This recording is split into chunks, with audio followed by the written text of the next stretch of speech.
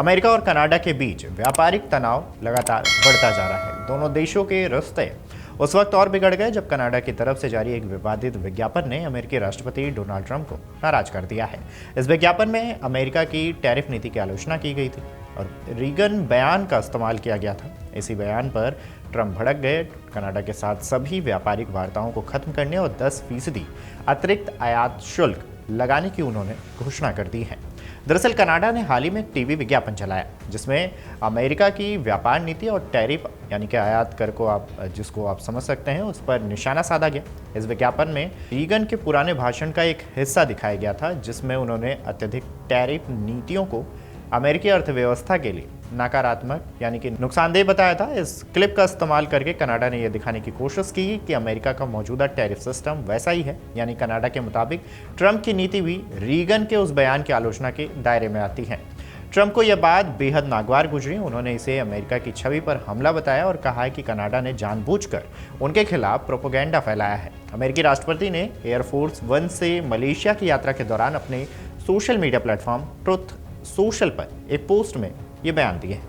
उन्होंने कहा है कि कनाडा का यह विज्ञापन तुरंत हटाया जाना चाहिए, लेकिन उन्होंने इसे वर्ल्ड सीरीज के दौरान दिखाया जबकि उन्हें पता था कि यह पूरी तरह से झूठ है, यह अमेरिकी जनता को गुमराह करने की कोशिश है। आपको बता दें कि इसके साथ ही ट्रंप ने कहा है कि कनाडा के झूठे और शत्रुतापूर्ण रवैये के कारण उन्होंने 10% अतिरिक्त टैरिफ लगाने का फैसला किया है।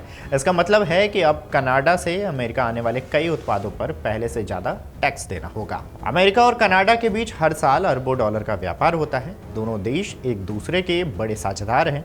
कनाडा अमेरिका को तेल, स्टील, एल्युमिनियम और मशीनरी जैसे उत्पादों का बड़ा निर्यातक है। वहीं अमेरिका भी कनाडा को कई तकनीकी और उपभोक्ता वस्तुएं बेचता है। ट्रंप के इस फैसले के बाद कनाडा के व्यापार पर सीधा असर पड़ सकता है। कनाडा से आने वाले सामान पर बढ़ा हुआ टैक्स अमेरिकी बाजार में उनकी कीमत बढ़ा देगा जिससे उनकी बिक्री कम हो सकती है। आपको बता दें कि विशेषज्ञों का इस पूरे मामले पर मानना है कि अगर स्थिति जल्द नहीं संभाली गई तो दोनों देशों के बीच यह ट्रेड वार एक नए आर्थिक संकट को जन्म दे सकता है। कनाडा की ओर से ओटारियो यानी कि कनाडा की ओर से आपको बता दें कि ओंटारियो प्रांत के प्रीमियर डग फोर्ड ने बताया यानी कि बयान दिया है, कहा है कि सप्ताहांत के बाद इस विज्ञापन को हटा देंगे। उन्होंने कहा है कि उनका मकसद किसी की भावनाओं को ठेस पहुंचाना नहीं था बल्कि व्यापारिक नीतियों पर एक चर्चा शुरू करना था। हालांकि ट्रंप इससे संतुष्ट नहीं है। उन्होंने कहा है कि जब तक कनाडा माफी नहीं मांगता और इस तरह के प्रचार को रोकता नहीं है यानी कि प्रचार को रोकता नहीं, एडवर्टीजमेंट को रोकता नहीं है, तब तक व्यापार बातचीत फिर से शुरू नहीं होगी।